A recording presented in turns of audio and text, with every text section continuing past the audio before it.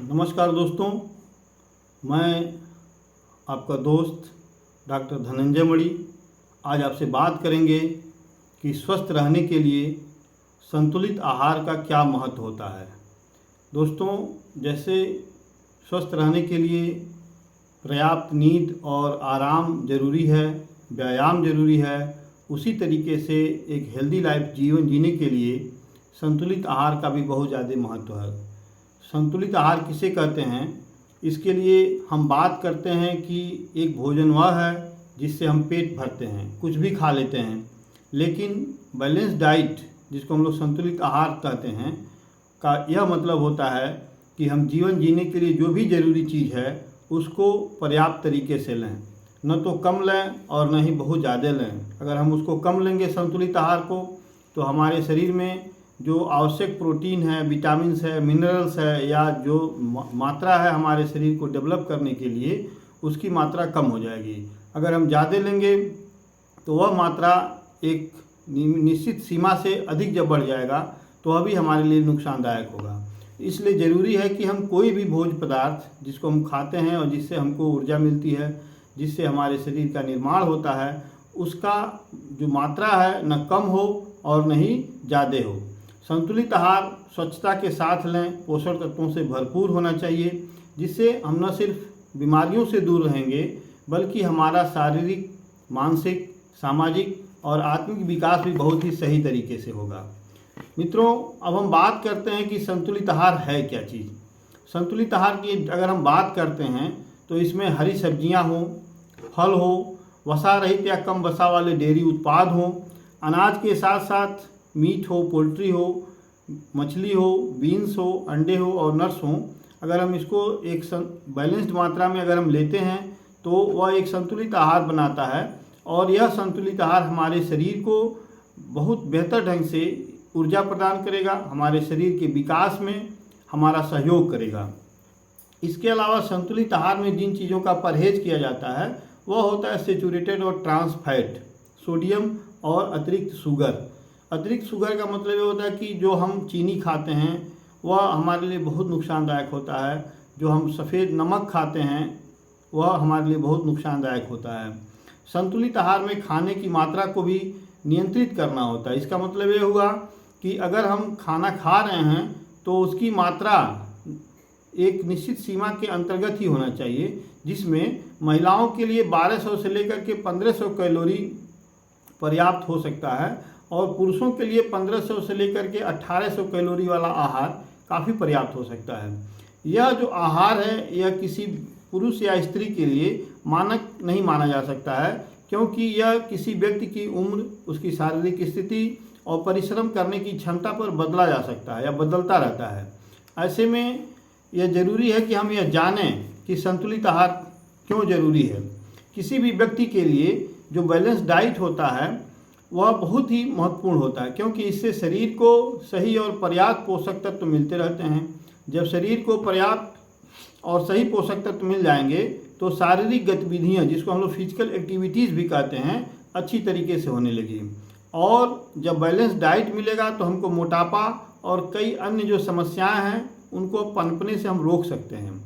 संतुलित आहार के फायदों की अगर हम बात करें तो यह हमारे शरीर के लिए बहुत ही महत्वपूर्ण होता है, क्योंकि शरीर संतुलित आहार में जो भी तत्व पाए जाएंगे वह हमारे लिए बहुत ही कारगर सिद्ध होते हैं। हमारे शरीर के जो फिजिकल एक्टिविटीज़ है और मेटाबॉलिक एक्टिविटीज़ है, उस फिजिकल और मेटाबॉलिक एक्टिविटीज़ को चलाने के लिए और सुचारू रूप से बनाए रखने के लिए बहुत ही आवश्यक है।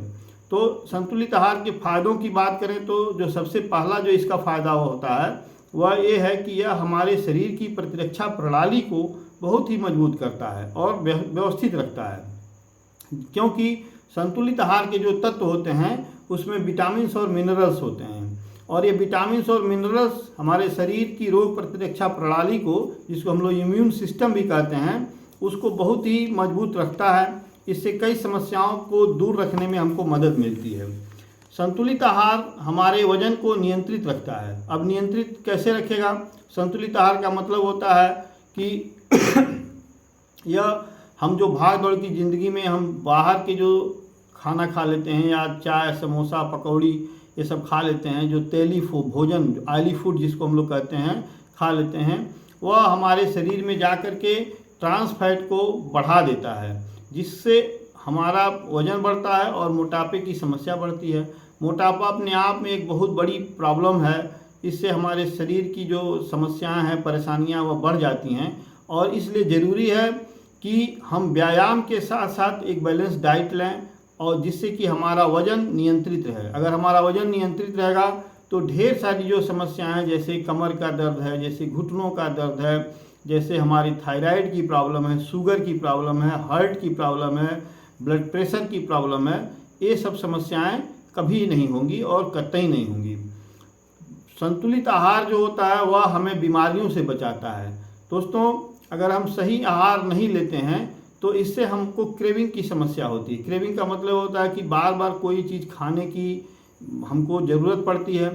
या ऐसा इसलिए होता है क्योंकि हमारे जो भूख का जो संबंध है वह हमारे पेट से नहीं है, वह हमारे दिमाग से होता है। अगर हम कोई भी चीज़ असंतुलित मात्रा में खाएंगे तो हमारा दिमाग उस भोज्य पदार्थ को खाने के लिए बार बार डिमांड करता है, और जब उस भोज्य पदार्थ की डिमांड करेगा तो हमको तो पता होता नहीं है, और हम उसको पाने के लालसा में कई अन्य दूसरे पदार्थों को खाने लगते हैं, जिससे कि हमारा पेट तो नहीं भरता है, लेकिन एक्स्ट्रा जो कैलोरी है वह हमारे शरीर में जाने लगती है, और तरह तरह की बीमारियों का खतरा बढ़ जाता है। जैसे कि मोटापा है, जैसे दिल की बीमारी है जिसको हम लोग हार्ट की डिजीज़ कहते हैं, डायबिटीज़ है, शुगर जिसको कहते हैं, और कैंसर जैसी समस्या का जन्म होता है।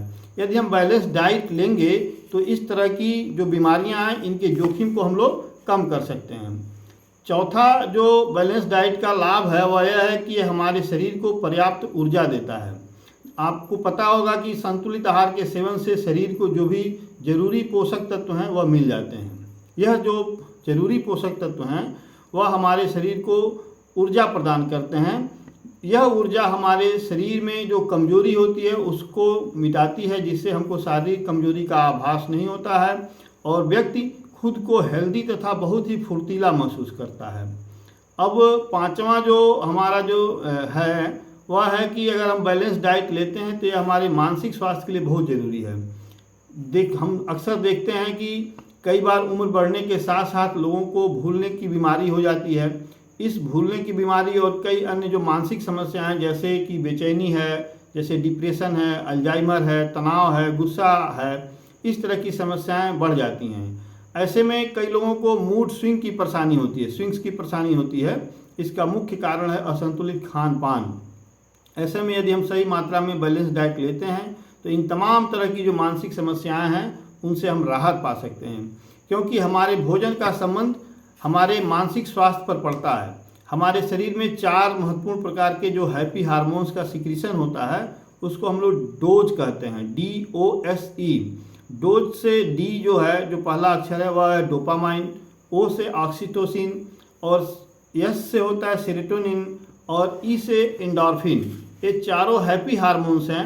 इन्हीं का जो सिक्रीशन है अगर हम संतुलित आहार लेंगे तो यह बैलेंस्ड मात्रा में सिक्रीशन होगा, और यह जो चारों हैप्पी हार्मोन्स है DOSE, यह हमारे शरीर के और मस्तिष्क के स्वास्थ्य के लिए बहुत ज़रूरी है। इसके अलावा हमारे शरीर में डोपामाइन डिटॉक्स का भी बहुत ज़रूरी है, क्योंकि डोपामाइन डिटॉक्स अगर लगातार होता रहता है तो बहुत सारी ऐसी हमारी हेल्थ की इम्प्लीकेशंस हैं जो बढ़ जाती हैं। ऐसे में यह ज़रूरी है कि हम बैलेंस डाइट लें, और बैलेंस डाइट जब हम लेंगे तो बहुत हद तक इन सभी समस्याओं से हम निजात पा सकते हैं। संतुलित आहार हमारे पर्याप्त नींद के लिए भी बहुत ज़रूरी होता है। ऐसा इसलिए होता है कि एक रिपोर्ट आई थी national centre for biotechnology informations की, NSBI की, जिसमें ये बताया गया है कि जो संतुलित आहार है उसका जो संबंध है वो हमारे खान पान का असर और हमारे नींद की गुणवत्ता पर भी पड़ता है। अगर हम ठीक से खान पान लेंगे, संतुलित आहार लेंगे, तो हमारा जो नींद की क्वालिटी है वह बेटर हो जाएगी, और अगर हम नींद हमारी बढ़िया होगी तो यह जाहिर है कि हमको अगर अच्छा नींद आएगा तो हमारा भोजन का पाचन बढ़िया होगा, हमारे शरीर के जो सेल्स हैं वह ठीक ढंग से वर्कआउट में जब हम करते हैं तो वह जो सेल्स जो हमारे शरीर में उनका निर्माण होगा, नई कोशिकाएं बनेंगी जो ऊर्जा से लबरेज होती हैं और हम अच्छा महसूस करते हैं। अब हम बात करते हैं कि संतुलित आहार के जरूरी तत्व कौन कौन से हैं। तो सबसे जो महत्वपूर्ण है वह होता है प्रोटीन। क्योंकि जो प्रोटीन होता है वह हमारे शरीर में बॉडी बिल्डिंग का काम करता है। हमारे शरीर की जो कोशिकाएं हैं उनको बनाने के लिए प्रोटीन बहुत आवश्यक होता है। यह मनुष्य के संपूर्ण स्वास्थ्य के लिए जो प्रोटीन होता है वह बहुत आवश्यक होता है। प्रोटीन से हमारे शरीर की वृद्धि और विकास दोनों की जो गति होती है वह नियंत्रित होती है, न तो बहुत ज़्यादा होती है न तो बहुत कम होती है।